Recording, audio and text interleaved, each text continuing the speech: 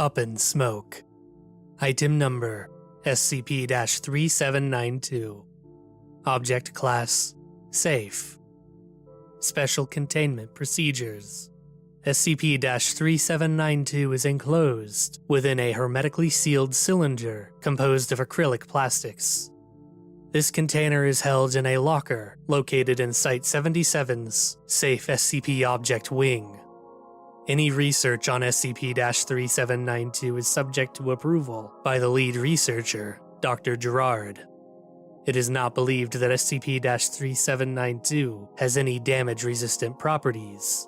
As such, care is to be taken when handling it directly. Description: SCP-3792 is an aerosol can capable of producing an unlimited quantity of black smoke.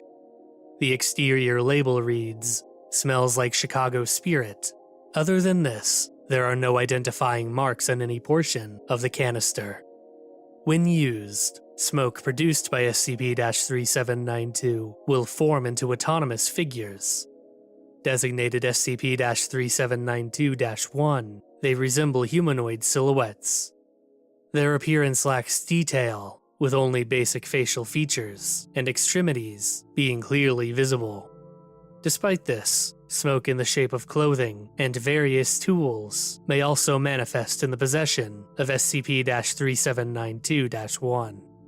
These have included ski masks, crowbars, glass cutters, and occasionally small unidentifiable objects for purposes such as lockpicking. Smoke from SCP-3792 generates a number of SCP-3792-1 correlating to the amount released.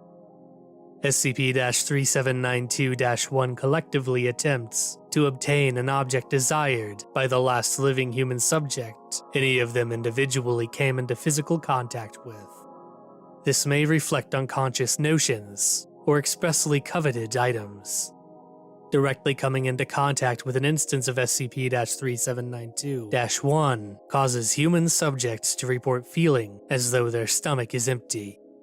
A subsequent lack of energy or motivation has also been reported in these subjects, although it is unknown whether this correlates directly to SCP-3792's effect or a secondary, non-anomalous effect caused by SCP-3792-1's effect on their lives.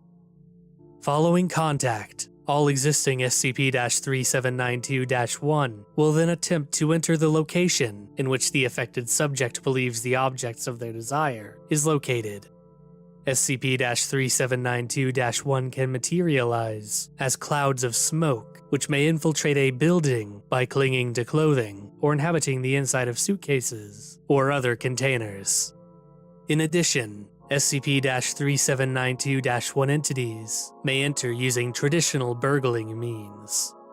When unable to find any object of desire, SCP-3792-1 will intentionally initiate contact with another subject. Any of the desired objects coming into contact with SCP-3792-1 will be momentarily engulfed in flames. This does not destroy the object or reduce it to ash. Instead, once the flames recede, affected objects will display a smoke-like composition similar to the SCP-3792-1's appearance.